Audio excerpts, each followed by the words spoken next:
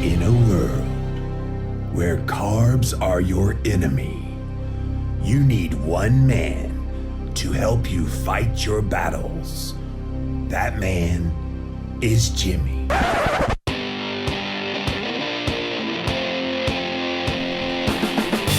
Combating nutrition disinformation and general bull. It's Jimmy Rants. JimmyRants.com. I'd be concerned if my morning fasting blood glucose is elevated on keto. Some people who start eating a low-carb, moderate-protein, high-fat diet may notice their blood sugar is higher in the morning than the rest of the day.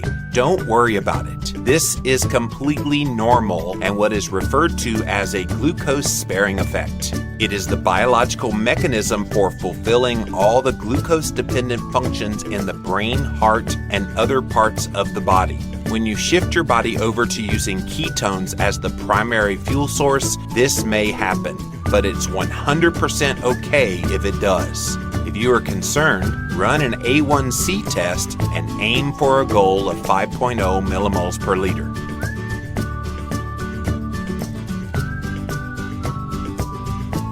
Simplified short-form keto videos found exclusively at ketowhiteboard.info. Watch it, share it, live it.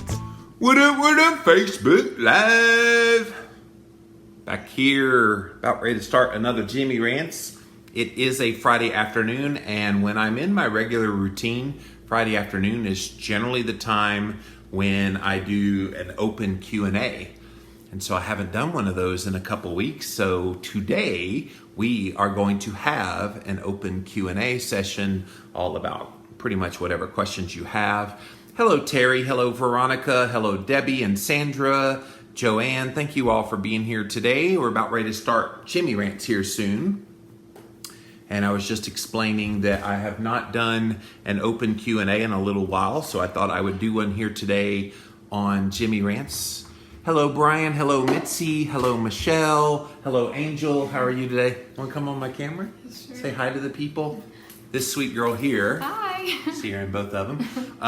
Is staying at our house here in North Carolina. You are hot. It's hot outside. It's hot outside. That's why I'm in my air-conditioned house. It feels good. All right. Hello, Katrina. Hello, Michelle. Hello, Branton. Hello, Lorenza. So we're about ready to start Jimmy Rants, and we're going to answer questions, general questions about pretty much whatever you want to ask about. Berkeley Monroe says, "Hi, Jimmy. I dreamed about you and Christine last night." That would be a nightmare. At least the Jimmy part of that. Christine would be dreamy because she's sitting right over there. And so, You're funny.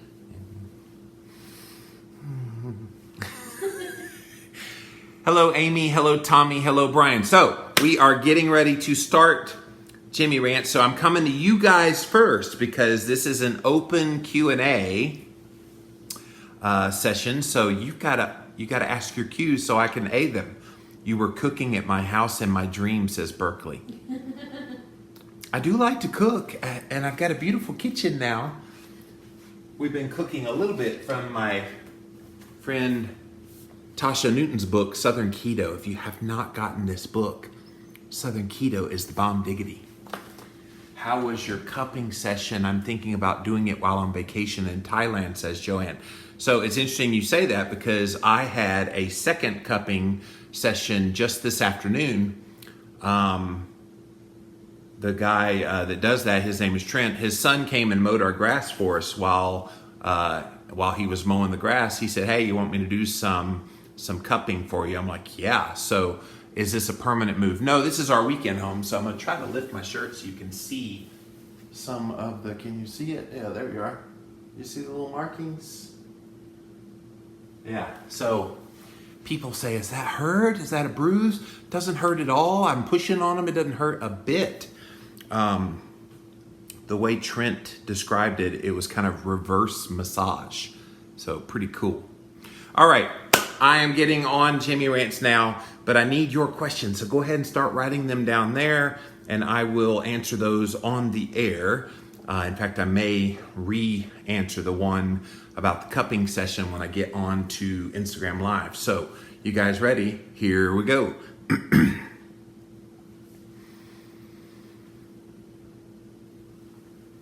What's up, you guys? Welcome back to another Instagram Live, and we're here with another episode of Jimmy Rants. JimmyRants.com is the website. As always, you can engage live in the content, but you gotta go follow me over on Instagram. I'm at Living Low Carb Man, LIVIN LOWCARBMAN. Try saying that real fast, Christine. Once you're there, you can engage live in the content just like all these beautiful people are doing right now.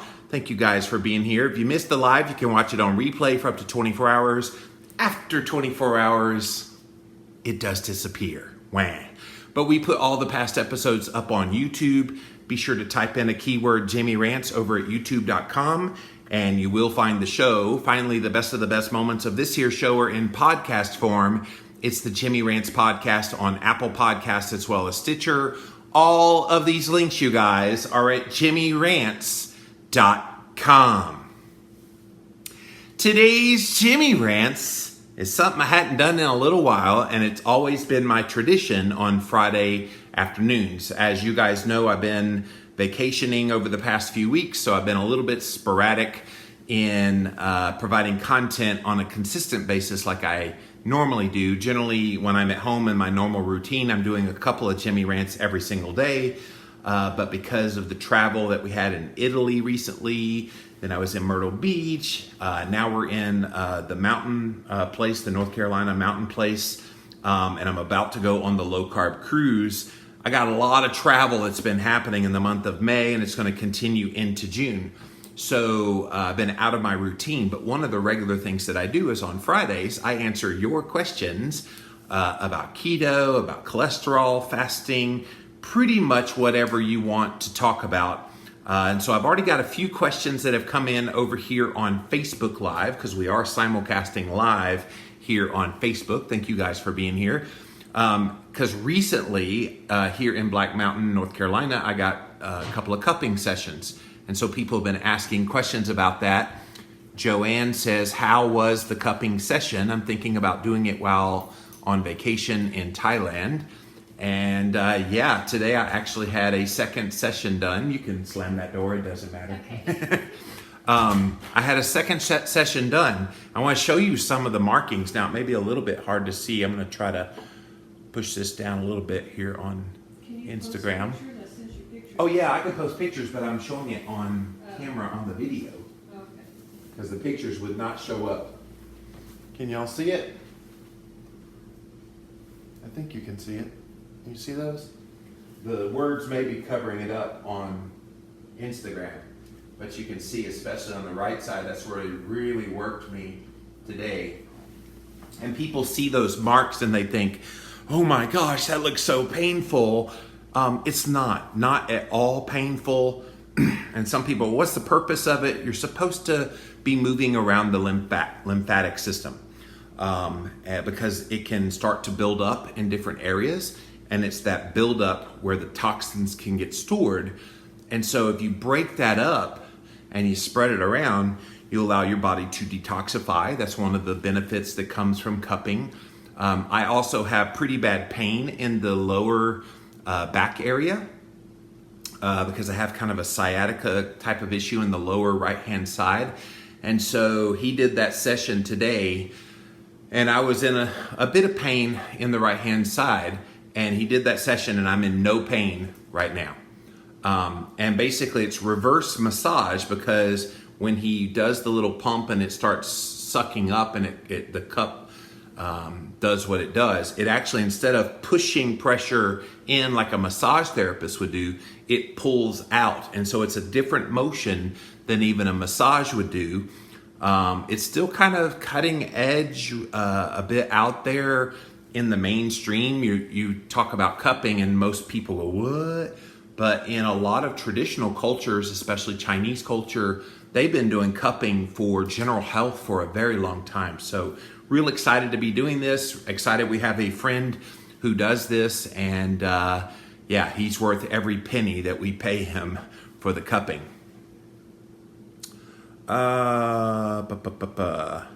Is this a permanent move? No, this is just our weekend place. We do want to, during the sabbatical, come up here to North Carolina and do an extended time off. especially in the month of October. We're in the mountains. Literally, there is a mountain right there. What's it called? Rattlesnake Mountain, Christine? And no, that does not mean there's rattlesnakes in there, so don't worry about us. But it's going to be beautiful here. But there are bears. Yeah, in fact, down the road, as I was leaving the mountain today, going out this morning, one of the trash cans had gotten tipped over and there was trash strewn all over the street. And that's the sign of a bear. I'll post a picture later so you guys can see. Helga says, best book, made the fruit pizza last weekend. It was a bomb. She's referring to Southern Keto. We've had this book here. I've cooked a few of the recipes. Christine said, ooh, I want the sugar cookie recipe. We'll work on that. What do you think about the article saying keto causes breast Vanderbilt? What is breast Vanderbilt? Did it autocorrect cancer as Vanderbilt? As a breast cancer survivor, I think it contributes to it. You think what contributes to it? Keto? Not Berkeley. Berkeley's a keto fan. Write it in English this time for me, Berkeley, so I know what you're asking. That doesn't make any sense to me. Sorry. Just showed Mike your face, and he said you look like you've lost weight since we saw you in Jacksonville. Helga, thank you, Helga. Honestly, I have no idea because I don't weigh myself. I do feel good. I am trying to continue to do the health habits that have been spurred on by the keto carnivore.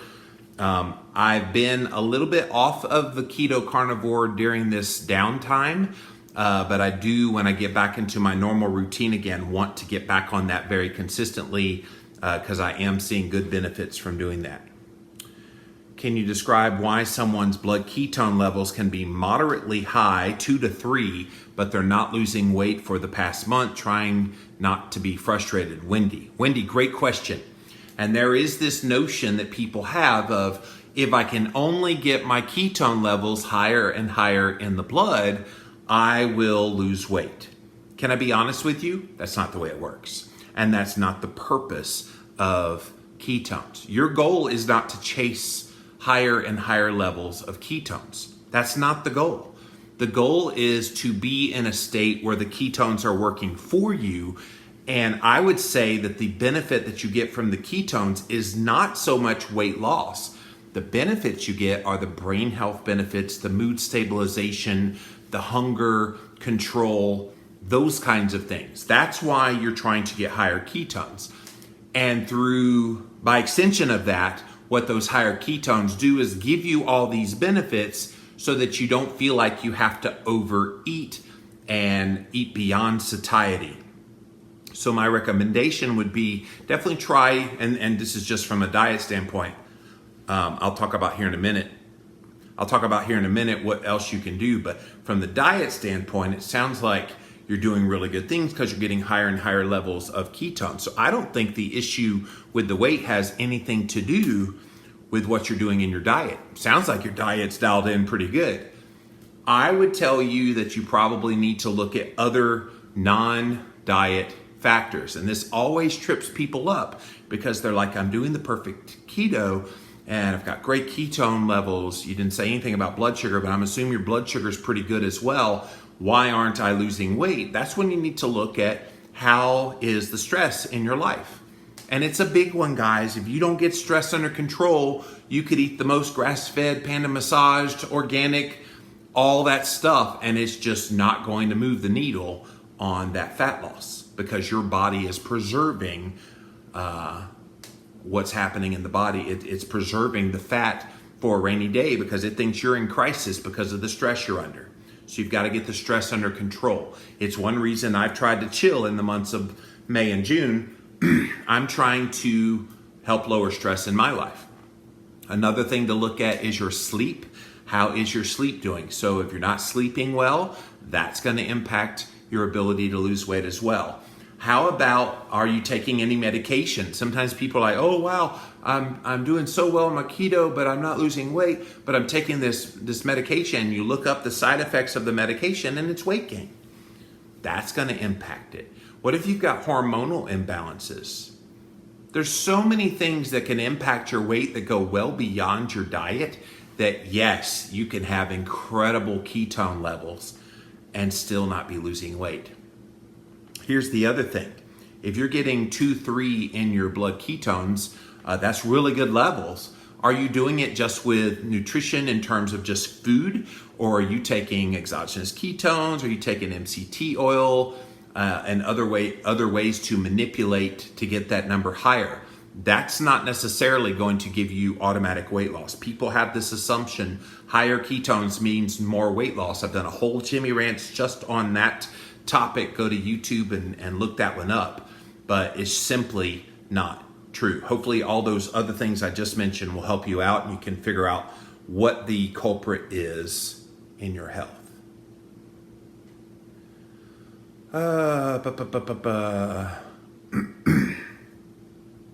Cancer doesn't contribute to it, Berkeley says. Cancer. Now, I did a whole Jimmy Rants this morning, Berkeley, on those 7 dietary reasons why you could get cancer. It's a new study that came out, epidemiological, stupid study. And so my previous Jimmy Rants, I'm still not sure what you're asking, but I did do a Jimmy Rants on that just this morning. Lori says, I'm on my way out the door. Just wanted to say thank you. I appreciate your wisdom and advice. You're changing lives. Don't ever stop. I'm not stopping. Well, in September, I'm stopping for 6 months. I'm pausing, I suppose, instead of stopping. Justin says, been doing 24-hour fasts. The past 2 attempts, I've been experiencing some sugar crashes, which makes me break the fast. Today, I was able to do 22 hours out of 24. The meal before the fast is really high-fat, low-carb meal, 4 eggs, some avocado, maybe some greens. Do you have any clue what's going on? I do exercise on my fasting days, but this didn't impact it before. I do water-only fast consisting of carbonated, unsweetened water like LaCroix or bubbly.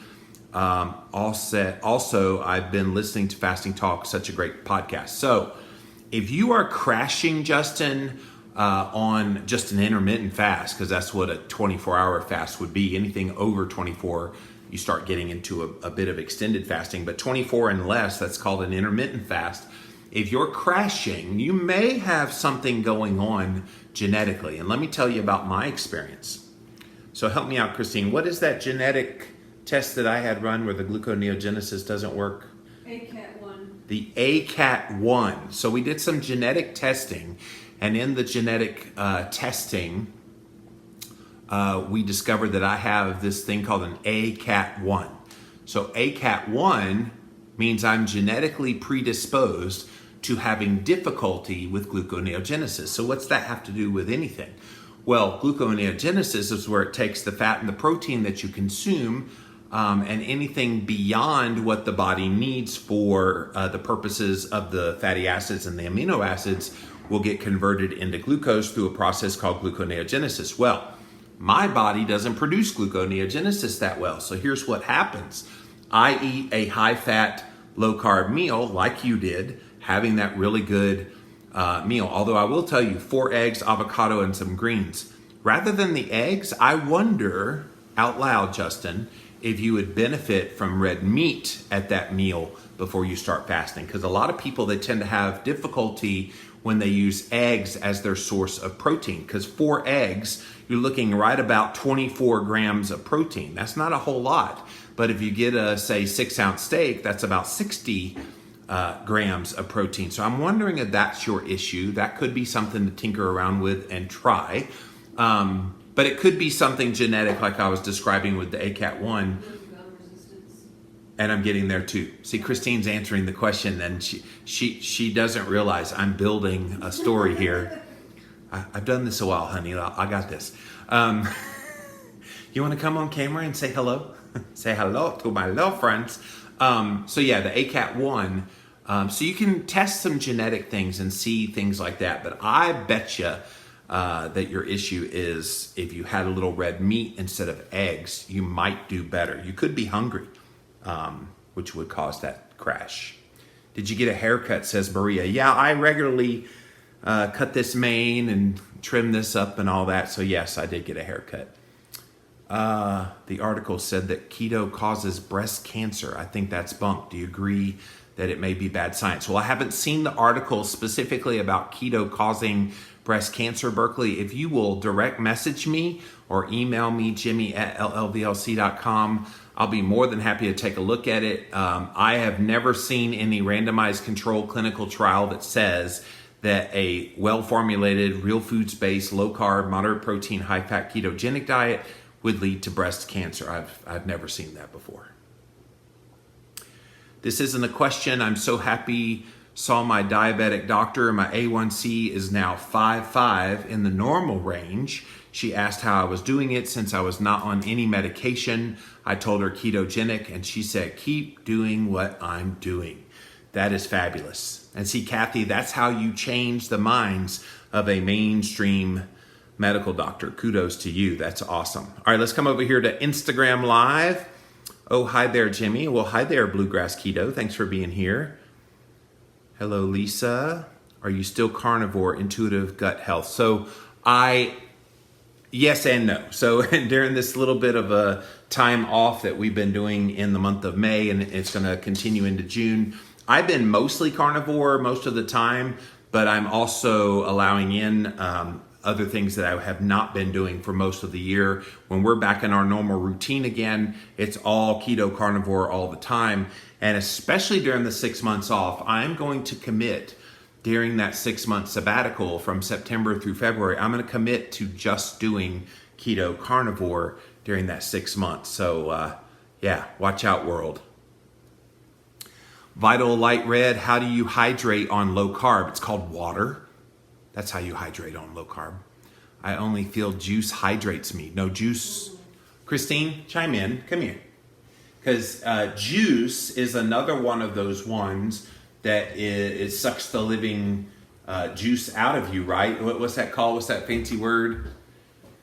A diuretic? Diuretic, yeah. Yeah, so juice is a diuretic. Here's Christine Moore, NTP. Hey, so juices, they're full of sugar. Right. If you're doing like green juicing and stuff like that, that's not so bad.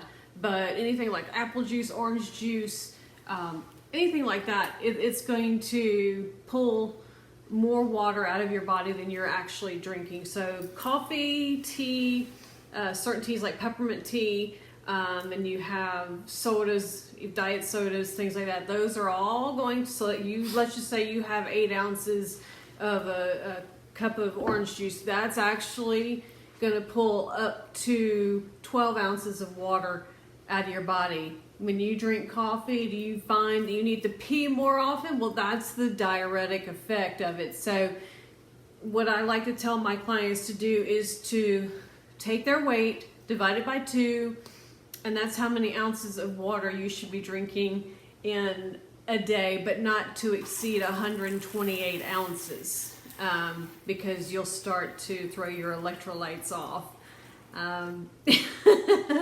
But water, drink your water, and don't chug it, drink it throughout the day. Good advice, honey. Thank you for that. Yep. All right. Wow, we see the cupping. Does it hurt? No, it does not. Thank you, Bonnie.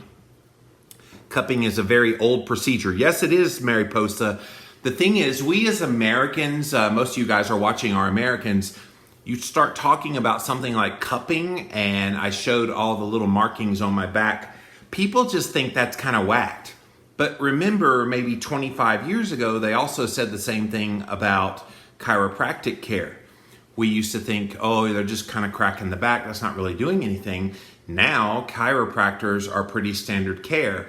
I think those of us that think differently about nutrition, it shouldn't be that big of a stretch to think, okay, well, if we're thinking differently about nutrition as it relates to our health, what about the practices that we do in mainstream medicine?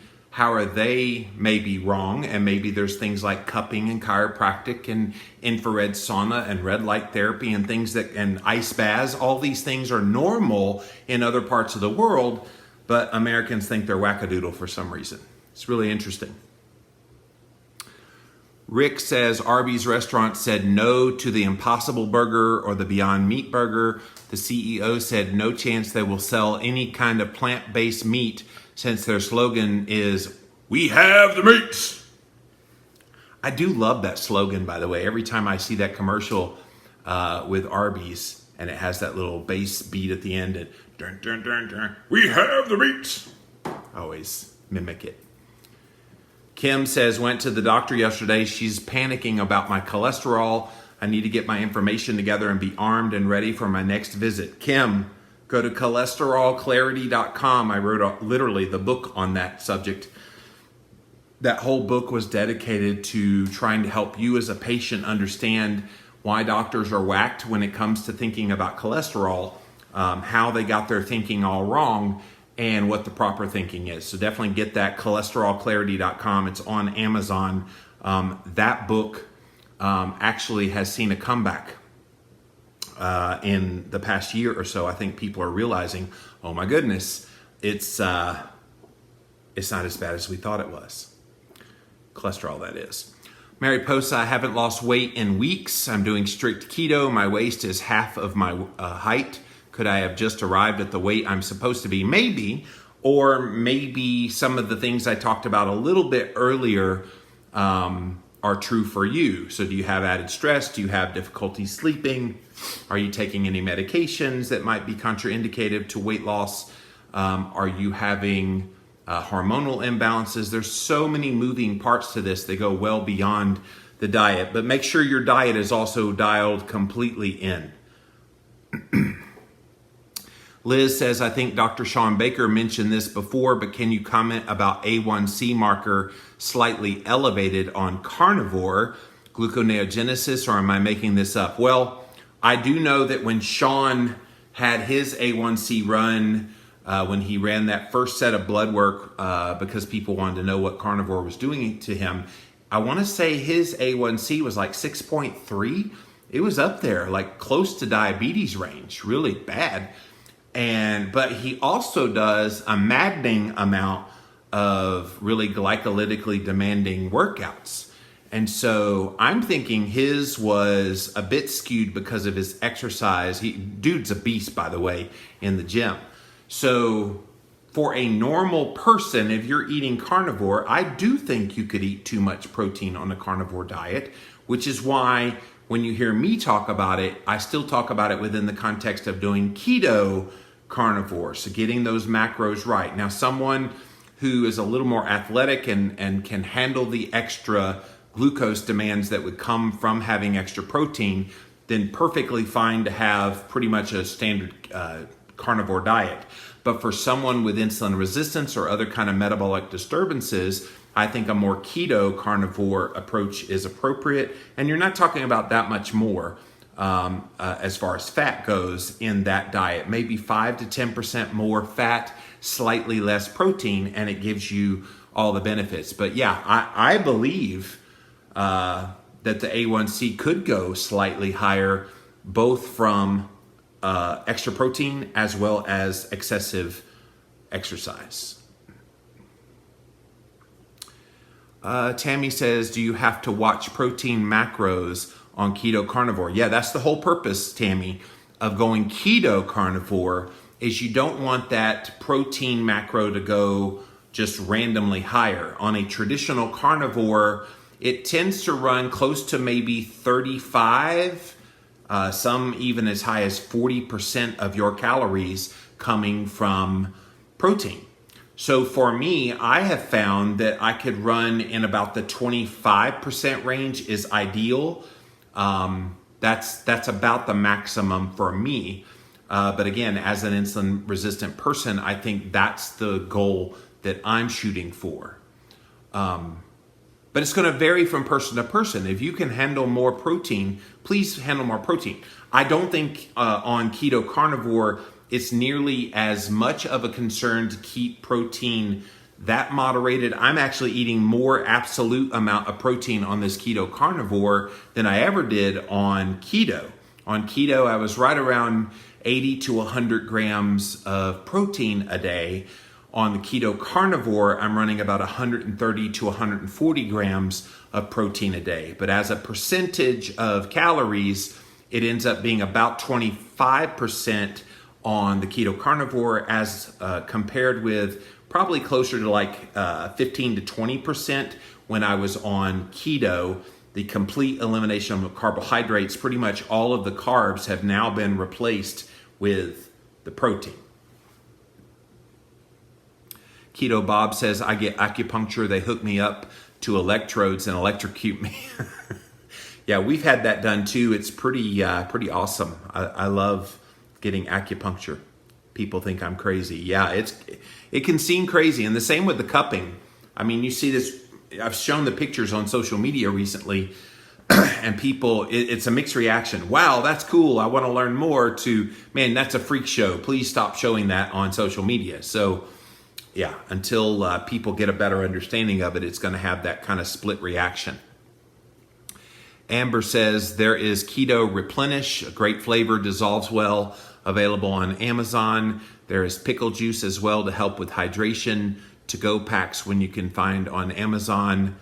Van Holten's Pickle Ice Fire. Interesting. Holly says my total cholesterol was 252. Congratulations, that's really healthy. HDL 82, trigs 81, LDL 152, cholesterol to HDL ratio, meaningless by the way, cholesterol to HDL ratio 3.1, LDL to HDL ratio, meaningless by the way, don't pay attention to that, 1.9, and the doc wants me on a statin. Your doc is an idiot. Sorry, your doc's an idiot. Those numbers are stellar. The number that you did not mention as a ratio that is incredibly important is triglyceride to HDL. Your HDL was 82, your trigs are 81. You have a 1.0, almost on the button, triglyceride to HDL ratio. Anything under 3 is good. Yours is almost incredibly optimal at that level. And your name's Holly, so you're a girl. A woman with a 252 total cholesterol is incredibly healthy. What do you need a statin for? What would be the purpose of the statin? And I would ask these questions of your doctor. So what's the statin supposed to do? Here's what he's going to say. Oh, it'll lower that dastardly high LDL and total cholesterol. So then go back to him and say, okay, if you're concerned about the LDL, let's look at the quality of the LDL. Why don't we run this test called an NMR lipoprofile test, doc? If you're so worried about me needing to take a statin medication because you're worried about that high LDL, did you know there's good LDL and bad LDL? So let's take a look to see what kind of LDL it is. And so when you run the NMR lipoprofile test, it shows you 2 relevant markers that you want to know. One is called an LDLP, which is the total number of LDL particles, because LDL is not just one number, it's a multiplicity of numbers, but it's measured in the particles. Okay, that's one. And then the second thing you want to see on that test is the small dense LDL. Now, I can tell you now, based on your triglyceride to HDL ratio, the preponderance of your LDL particles is not small. Small is the one that's bad. And you don't have very much small, just based on that ratio that you have between triglyceride and HDL. And so ask for the NMR. You could also ask, and blow his mind, and it's actually the standard of care now. I did a whole Jimmy Rants on this about a month ago. The brand new standard of care, when you come back with a total cholesterol over 200 or an LDL cholesterol over 100, before prescribing a statin medication, the doctor is supposed to run a CT heart scan. So what it is, it's a CAT scan of your chest. It takes about 3 minutes. I did a whole video of Christine getting one several years ago now on YouTube. If you want to look up Christine heart scan, you'll find it on a YouTube search. But they do a CT scan, and what they're looking for is calcified plaque. And it'll give you a heart calcium score. The goal is 0. Christine's was what, 1? 1. Which is basically it's 0. Mine has been 0 twice in the past 10 years. And if you get a 0, you don't have to worry for a little while. And if you get a 0, what exactly is a statin medication going to be doing? People take these statin drugs thinking that they're going to prevent a heart attack. But if you have no arterial plaque, what are you worried about? Another number that I would ask for before I would ever take a statin medication is your HSCRP. This is a key inflammation marker in the body. If that number is under 3, and most certainly if it's under 1, you're going to be at a very, very low risk of getting a heart attack and developing heart disease, because without inflammation, there is no disease. So Holly, you got options here. Based on your triglyceride to HDL ratio, I'm going to predict that you have what's called pattern A with your LDL. Pattern A meaning mostly the large fluffy kind, not the small dense that penetrates the arterial wall and can lead to a heart attack. You don't have that.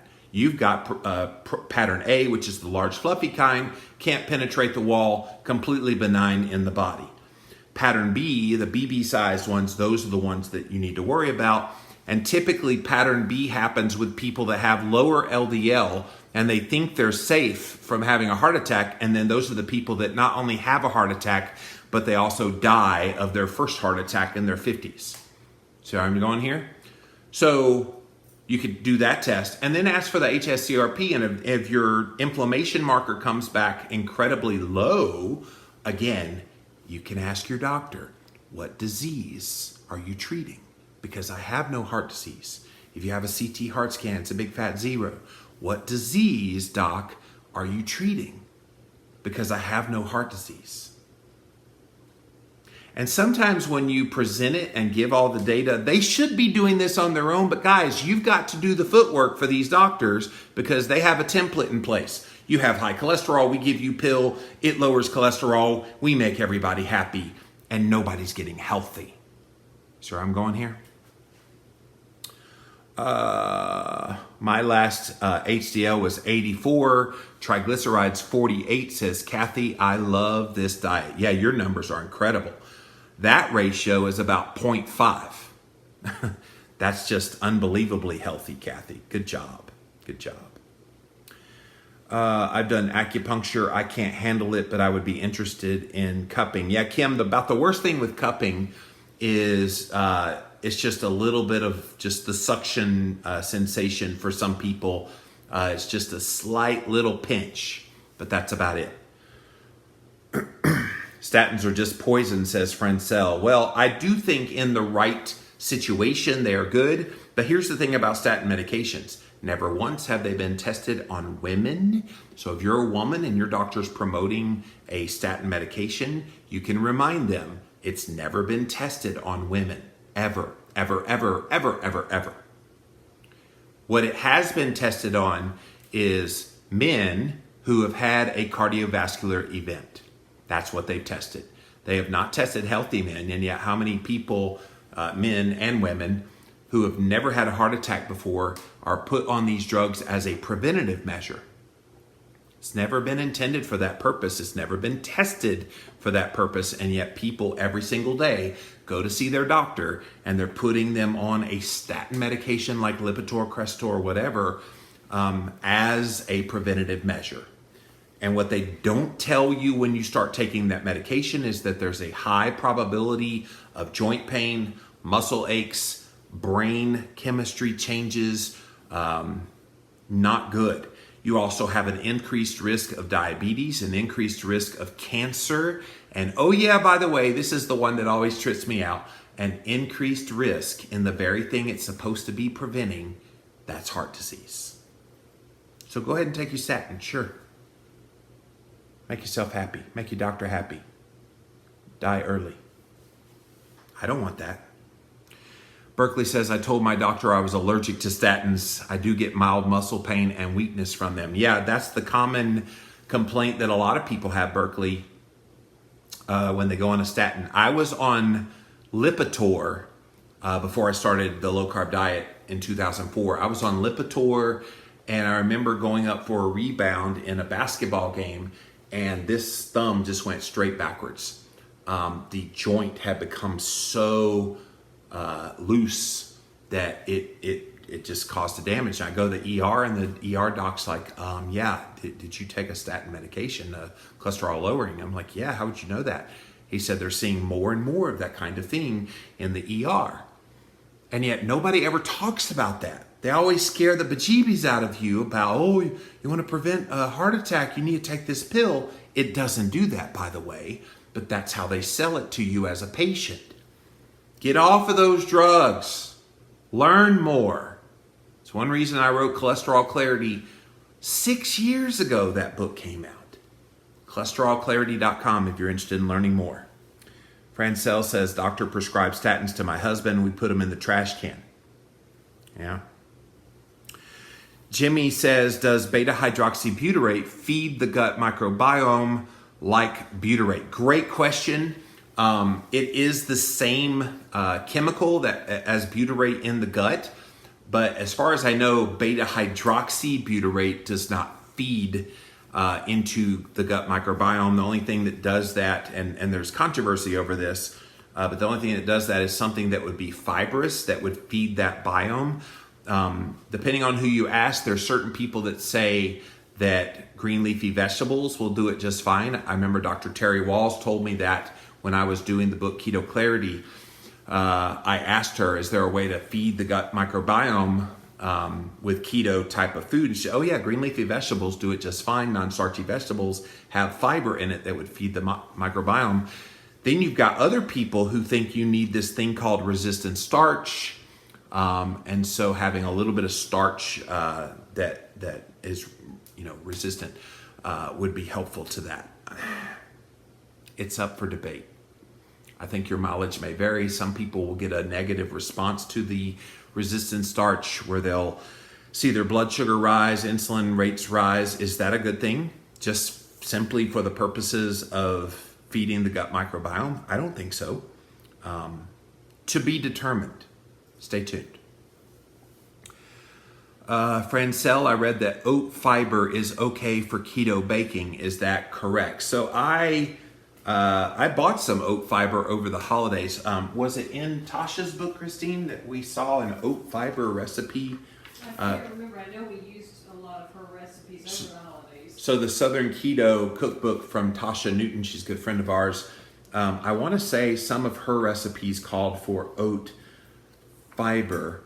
It's basically just the fiber aspect of it. It's not the actual oats. And so, again, a lot of this stuff is just, we don't know. And I think there's some people that might respond well to it, and there's other people that may not respond as well to it. So it's going to be those, your mileage may vary. You've got to figure it out and see how it works for you. So I would definitely encourage you, test your blood sugar if you do decide to use it and see how it responds in you. And I do think carb tolerance is going to play a role in this. Your level of insulin resistance versus insulin sensitivity, all of that's going to matter as to whether that is something that is good or bad for you when you're baking keto. So guys, if that's all the questions you have, thank you for being here on this open Q&A for keto, cholesterol, fasting. Lots of really great questions here today. We are still hanging out a little bit in our North Carolina place and enjoying it here. We will be going on the low carb cruises next weekend. So we're leaving out of New Jersey port and we'll be going on the 8-day cruise. We got a nice lineup of speakers that will be there. Yeah, it's always a fun time. We get back from there. We've got a book signing / talk in Stafford, Virginia on June the 9th. So if you live in or around the Washington, D.C. area, we would love to have you come to our signing. Christine and I will be doing a nice little talk and then book signing. We'll have plenty of copies of all my books there for you guys. And Bonnie says, is there a pre-made pizza dough that's keto? So pizza dough, there's so many that are out there now. There's one that's a pre-made pizza dough that's made out of cauliflower for the crust. And I'm blanking on the name. Do you remember the name of that crust that's made with cauliflower?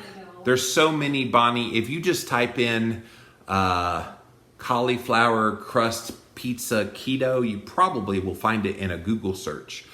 So go look that up. But I really love the Real Good Foods pizza as well. realgoodfoods.com if you're interested. But they're pre-made frozen pizza that you can actually find in Walmart and Kroger stores, all kind of places now. I made it the other day, and what a mess with the almond flour. Oh, talking about making her own pizza dough. Yeah. Maria says, how long does it usually take to get into ketosis? So great question, Maria. I don't think the goal is to, quote, get into ketosis. I think the goal is to become keto adapted, and there is a difference. In ketosis can happen in just a few days for most people. So if you come over from being a sugar burner and you start making that shift from sugar burner to fat burner, you may show ketones in a therapeutic range, which commonly people say anything from 0.5 to 3.0 is a therapeutic range. I think, having done this a little while, the real therapeutic range is getting in that kind of 1 to 2 range. And if you get in that 1 to 2 range, some people can get there in just a few days. Some people will take a few weeks. I think full keto adaptation could take as much as 60 days, where you're utilizing those ketones. And here's the thing that you're looking for. That initial time of becoming keto adapted, you're going to have higher and higher levels of ketones to begin. That's because your body's getting used to seeing them show up in the blood and, okay, what's this thing? What do we do with this? And then the body starts using those ketones. It starts getting good at using those ketones, and that initial higher level of ketones, which could hit 4, 5, even 6 early on, will eventually come back down. When it starts to do that downturn from being from the high 4, 5, 6 ketones back down into like the 1 to 2 range, then you're keto adapted. That could take upwards of 4 to 6 months for that to fully take place. But in the meantime, you will get benefits from being in ketosis as your body is keto adapting. What do you do for your electrolytes, Glow Bakery? So we have a variety of things that we like. Obviously, drinking plenty of water, but not too much water. We also have sea salt that we use. We love the Redmond salt. Christine is going to get the little packets of the Jigsaw Health, as well as the, did you bring any of the Jigsaw? I know we have the Keto Vitals. Yeah, bring both of them. So these are the 2 products that we like to use to keep our electrolytes high. So this one's called Jigsaw Electrolytes Supreme. It's a little lemon lime flavor, and it's a little packet that you pour into water.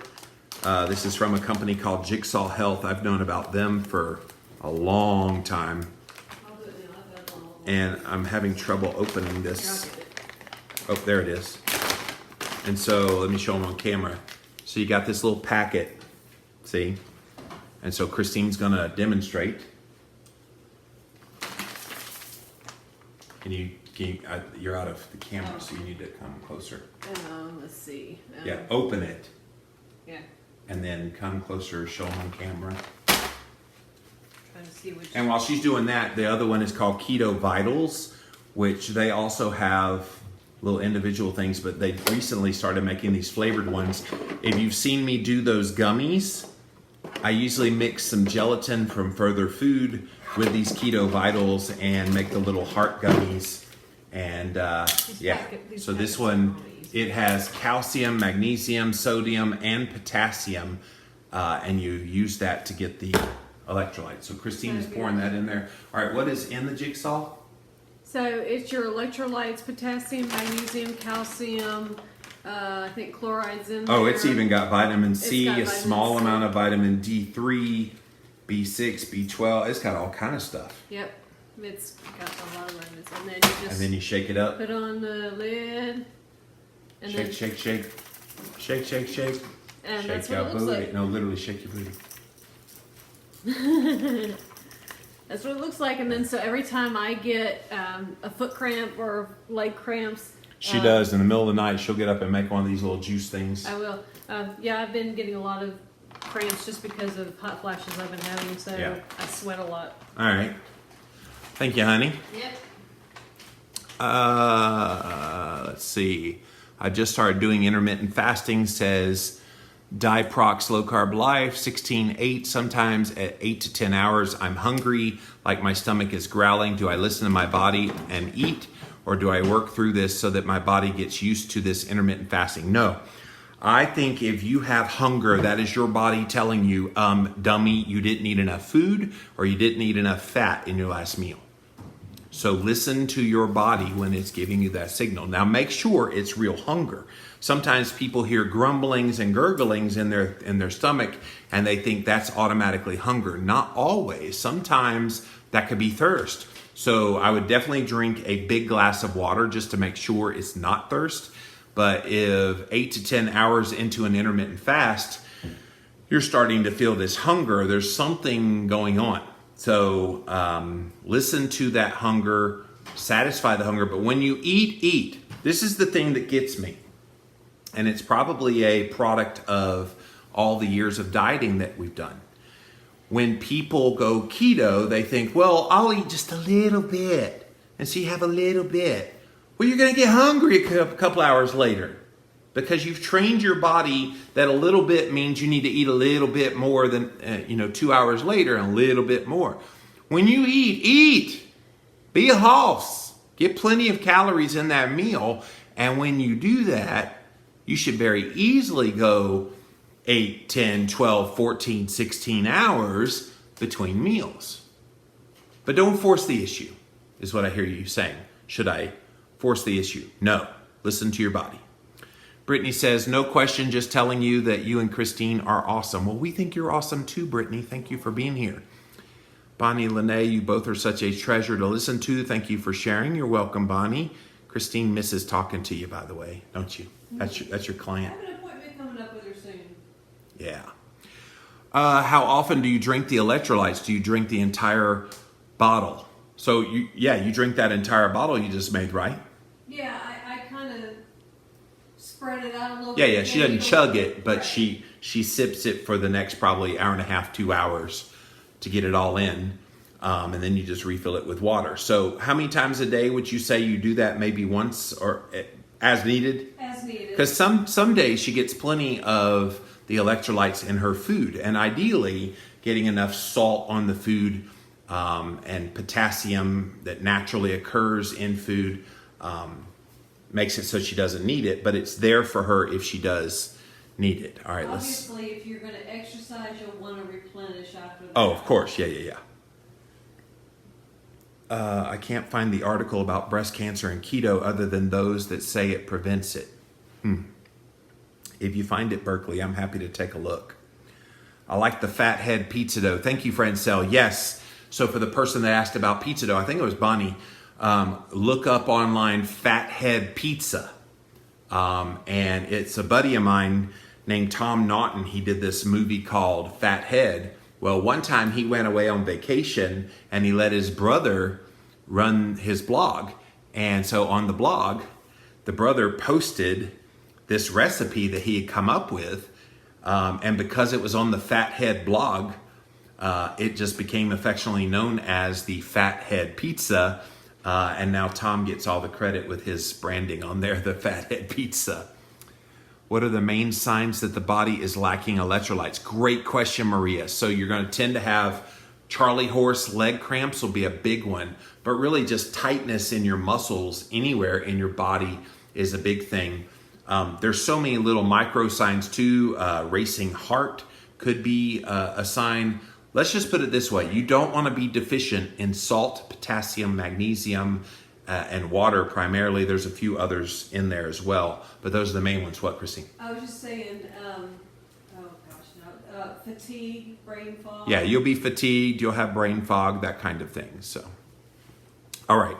I've been doing keto for a year. It took me a year to get my body really burning fat for fuel. I do intermittent fasting and forget to eat lunch sometimes. Yeah, so thank you, friend Cell. So yeah, it could take upwards of a year for a lot of people. Hi, I'm 6 years in, but I just hit menopause, says Sharon. Gained a stone from nowhere. Any tips? Yeah, you got to get through it. Menopause is a you-know-what. Yeah, just get through it. This is a time in your life when your body's making changes, and it's going to have that metaphysical effect. So don't bemoan it. It's natural. Everybody goes through it. But keto is certainly going to help you big time. So don't worry about gaining a stone. What's that, about 12, 14 pounds, whatever it is. Get off the scale for right now. That'll help you. Have you heard about mustard helping with cramps?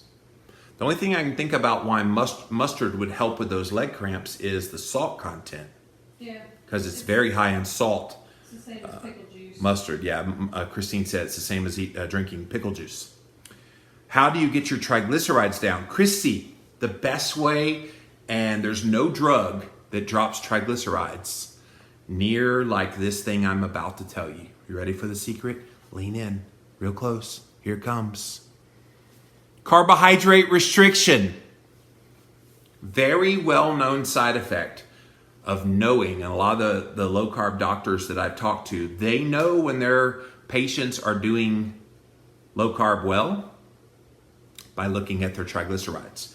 So if they are over 100, they're probably still eating too many carbs. If they're under 100, then you know that they are carbohydrate restricting well. So another thing that gets people into trouble is they're counting net carbs and not total carbs. Guys, if you get nothing else out of today, listen to me loud and listen to me proud. Count total carbs. It'll save you a lot of heartache down the road. I know fiber doesn't get absorbed as fast, blah, blah, blah, blah, blah. Been down that road. If you want to be intellectually honest about your carb tolerance, you have to count total carbs. And I'm really happy to see more and more people are getting in on this total carb bandwagon. This is why those processed foods are allowed to pervade, because they put these claims on there. Only 3 grams net carbs. Never mind, it's 20 grams of carbs. Those don't come without consequences. Absorbing slower does not mean not absorbing at all. So we still have to count them. Dr. Jay Wrigley specializes in keto and peri-postmenopause. Yeah, I've had Jay on my podcast. Thank you, Liz. Looking good, Jimmy Moore. Carnivore's doing great for you. Thank you, Tina. We miss seeing you. Tina Polly says hello, Christine. Hey. I see your brother John just came on here too. Hey, John. Going to total and back to carnivore. Excellent, Christy. All right, so open Q&A session. Looks like you guys are all questioned out. I will hang on for a couple more minutes in case you have any other questions. But yeah, the low carb cruise is coming up next weekend. In fact, 1 week from today, we're all getting on that boat right about now. Actually, it's 4:20 in the afternoon. Typically, they shut the boat down at about 4 o'clock and then close it up. And then set sail right around 4:30. So about a week from today, we'll be seeing all the low carb cruise friends out of Jersey. So yeah, looking forward to that, you guys. Brittany says, yes, total carbs, even if it's more than 20 per day, everyone's tolerance is different, but count total carbs. Someone smart told me that. Who could it be? Yeah, I think it's just the only way to be honest about where you stand. And if it means you're having 40 grams of carbs, total carbs, that's fine. I think sometimes we have this notion that people need to go at 20 grams total and stay there. I don't think so. I think 20 grams for a lot of people is a good start, but then you adjust from there. Can you have tahini on keto? What's tahini, Christine? I'm not sure. I have no idea. What is tahini? I'm going to go with no, just because I don't know what it is. It's the turmeric and mustard that helps with the cramps. Oh, Tina says that. Turmeric helps with the cramps. Interesting. I can hardly tolerate carbs because I have PCOS. So thank you, Christy. PCOS is a sign of insulin resistance. And so, yeah, you have a carbohydrate intolerance. Wise old owl, says Nancy Bullock. Should fruit be removed from the keto diet completely? Maria, are you asking all the hard questions on purpose? Just kidding. So, What? I was just saying tahini or Sesame tahini, you use it to make hummus. Yeah. If it has anything to do with hummus, it reminds me of my low-fat days, so no thank you. Hummus is corn. Yeah, it's disgusting. Hummus is disgusting. No, I don't think well, number one, I've never had tahini in my life. Do you like tahini? Look at the carb count. Test your blood sugar after it. It's so funny. People are like, can I have X on keto? And I'm going, you've got to test that. I could sit here and say yes or no. It doesn't matter. You have to test it for yourself. All right, fruit. Should fruit be removed from the keto diet completely? It's controversial. I don't think it needs to be. But I think what we wrote in Keto Clarity still applies today. And what we wrote was, fruit is nature's candy. And so if your body is able to tolerate the sugar, and let's face it, fruit's full of sugar. Even the lowest sugar fruits is like berries. They still have sugar in them. Obviously, apples, oranges, bananas, all of that have a lot more sugar in them. It's nature's candy. And so if you want it every once in a while as a treat, fine. But realize it's candy. And that ticks people off. Oh, it's fruit though. You can grow it on a tree. It's awesome. Fruit is good for you. Well, why is fruit good for you? Well, it's got micronutrition. Well, can you get that micronutrition anywhere else besides the fruit without the sugary bomb that it comes in? Well, yeah, but no. If that's true, then what is the purpose of fruit other than simply the guilty pleasure of having something sugary? And that's it. That's it. There's nothing in fruit that you can't get in animal-based foods and green leafy vegetables and non-starchy vegetables. We have given this health halo to fruit for so long that we have bought into the lie that fruit is completely fine to eat. Now, if you want to have fruit and your body can handle that sugar load and you don't raise your blood sugar and your insulin levels, we hate you, number one. But number two, go for it. That's fine. But should fruit be removed from the keto diet completely? For some people, Maria, absolutely, it should. Brittany says, I'm going to be on that cruise someday. You better be. Brittany, if we ever get you on that cruise, I will make you a speaker. I promise you. Have a great Memorial Day weekend. Thank you, Liz. Is it normal for blood sugar levels to be higher in the morning? Yes, I did a whiteboard video about this. So a lot of people don't know I have a website called ketowhiteboard.info. Go to ketowhiteboard.info. And on there, I have a video that I made that's 1 minute long. It's a little whiteboard video, a little cartoony video that I did the voiceover for. And I answer this specific question about why blood sugar levels are higher in the morning. Not for everybody, but there is a certain segment of the keto population that does tend to have a higher level of blood sugar in the morning. People freak out about it. Oh my gosh, I'm getting diabetes because they're having a 114, 118, whatever, and it's completely normal. It's a glucose sparing effect.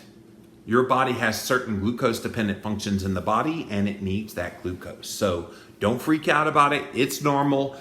Test a few hours later after all that glucose has been dispersed to all the glucose dependent functions in the body, and then test again. You're going to see a big surprise of normalized blood sugar.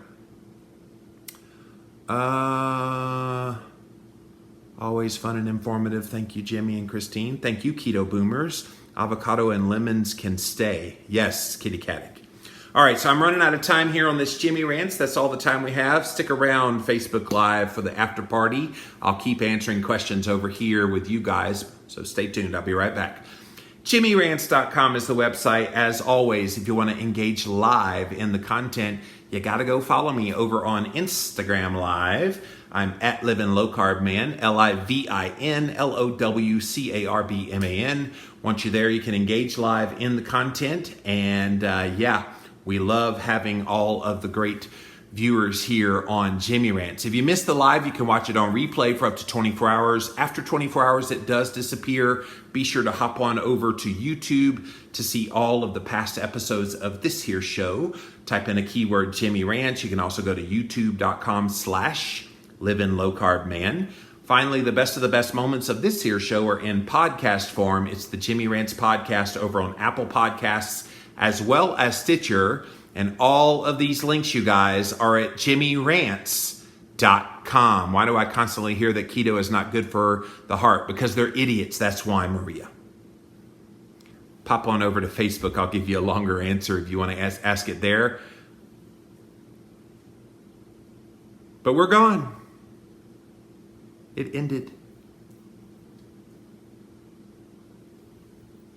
It ended, but then it didn't give me a chance to stop. That's weird. It ended and now it's at the start screen again. Come on. So I didn't get to save it. Oh. Grrr. I hate it when that happens. Oh well, first world problems. All right, let's see what you guys said while I was talking to them. Francel, what kind of dark chocolate do you like every once in a while? I like a lot of different kinds. We have different ones that we've had. There is this brand that we found out of Boston. I'm getting there, Christine, but I was talking about the Taza chocolates that have the little cacao nibs in there. So there is this 85% dark chocolate. Try to get the highest percentage of dark chocolate that you can. And you'll tend to have the lowest sugar. We also kind of like the green and blacks because you can find that pretty much everywhere now, 85% green and blacks. But pretty much anything with the highest level of dark chocolate that you can find will end up being good. I miss hummus. Tina said no one ever. Who misses hummus? That's disgusting. It looks like baby diaper poop. But fruit is natural, says Tina. Yes. Yeah, it'll naturally raise your blood sugar. Christy says, I hear you need to eat the rainbow all the time. It just drives me nuts.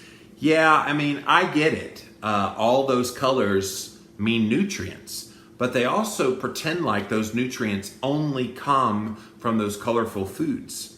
They never talk about organ meats. None of those people that talk about eat from the rainbow ever talk about organ meats. I think you get far more nutrient density from all the organ meats in the world than you do from all of those plant foods from the different colors in the world. You just don't. You don't get near the nutrition in the plant foods that you do the organ meats.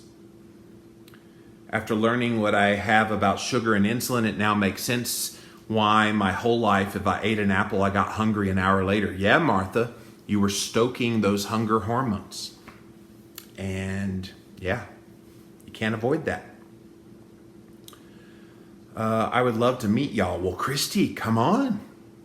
We're on the low carb cruise. We attend all kind of conferences. We are open if you want to invite us to come speak. We're more than happy to come speak. Get us a crowd and we'll be there. Should people with PCOS avoid dairy? So Christy, dairy is a your mileage may vary thing. PCOS alone should not be a reason to avoid dairy. There's a lot of people, because PCOS is insulin resistance, there's a lot of people with insulin resistance that do just fine with dairy. The people that need to avoid dairy tend to be people with autoimmune conditions because it does exacerbate those issues. There's certainly no downside in giving it up for a period of time to see how you do. But no, you don't automatically have to avoid dairy. I'm one of those weird people that actually likes liver. Tina, yes. So Tina, for Christmas this year, Christine, we can get Tina Pauley some pate. There you go. And she would love a pate with hummus, Tina, just for you, my dear. Christy says organ meats have been available all year, fruit just during the warm months. That's a good point. Yeah, you can get organ meats pretty much anytime. And here's the cool thing about organ meats. You only need a tiny little bit. You don't need a whole liver. You have a little sliver of liver. And then that sliver of liver, that little bitty sliver, you have more nutrients than all the kale in the world. You do. I can't swallow organ meats. What else would provide those nutrients you just mentioned? You can't swallow organ meats. So Berkeley, the way you can swallow organ meats is do that trick that Christine and I have talked about before, especially like liver, is to cut it up into little pill size and freeze it. And when you freeze it, it becomes hard, and then you take it just like a pill, and you don't even know that you need it. They do also make freeze-dried versions. We get this one. It's an organ complex from Paleo Valley. Did you bring that one with you? The organ complex? No. And you can get freeze-dried versions of this as well. So don't let your aversion to organ meats, because you're not alone there. There's a lot of people that don't like the sliminess of organ meats, but you can get the benefits of it. There's really no replacement for the nutrients that you get from organ meats. I love it. Pate with hummus, says Tina. Tina, we knew you were a little off, but we didn't realize you were that much off, sweetie. Mixed liver ground in with the hamburger meat and grilled burgers. Yeah, Christy, a lot of people do that, but she was saying she couldn't take the taste of it. Cooked liver, I presume. No, raw, Berkeley. Cut that bad boy up raw. Get you a really sharp knife and slice the liver. Get your husband, somebody, to slice it into little pill forms for you if even touching the liver's too much. Bring them on. I love tripa, beef tripe, and liver. Yum, says Patty. Man, we got a bunch of weirdos on Facebook today. Just kidding, you guys. Yeah, Christine's reminding me not to get just any old liver. Make sure it's from a grass-fed cow. Grass-fed, grass-finished, humanely raised, all that jazz. So, yeah, don't just get willy-nilly some liver from your grocery store. Sarah says, I grew up eating liver. My mom cooked it with onions and tomatoes, Mexican style. Gonna have to try that again. Yeah, if you put Mexican spices on it, you could probably cover up some of that taste. Yeah, my dad, he used to own restaurants when I was growing up, and he cooked chicken livers, and I'm about to gross a bunch of you out, but this is what he did. He had this little can of pig brain, and he would dump the whole brain and all that stuff onto the grill, and then he'd crack an egg or two on top of that. I thought it was disgusting. Now I realize just how nutrient dense he was eating, and he didn't even realize he was doing it for that purpose. He did it because that's how he grew up. Here's the thing, he grew up in a very poor family. Poor families were very wise to realize that they could eat all of these things that normal Americans would not eat because they could get them really cheap. So pig brains was pretty cheap because nobody else was eating them. I've always been a little off, but that makes me unique. Weirdo, I resemble that remark. Yes, you do, Tina. Big time. I'm down from a 16 to a 5, and it took me 15 months. That is awesome. So awesome. How many liver pills is a serving? So Luann Ward, thank you. Thank you for that. Christine is saying that if you had 4 of the little slivers, that is a serving. And here's the thing. You don't have to have a whole lot during the week. You take those 4 little slivers in frozen form as a pill today, you won't have to take it again for a few days. You don't have to sit there and just chug it every single day. That's the beautiful part. Lori says, be sure to cook your liver with bacon. Bacon makes everything better. Tina says, for most people, it's not the flavor of liver, it's the texture. Yeah, the texture is pretty rough, but I will tell you, the smell impacts the flavor. And that flavor is pretty repulsive to me, but I'm also a hyper taster, so that's probably why my taste buds do not respond well to liver. So I do either the frozen kind, most of the time it's the freeze-dried kind from Paleo Valley. All right, guys, let me pop off of here. Thanks for all the engagement here today on Jimmy Rants. Since I lost it over on Instagram Live, I'm gonna have to grab the video here on Facebook. So thank you guys for being here. And until the next time we see ya, we'll see you then.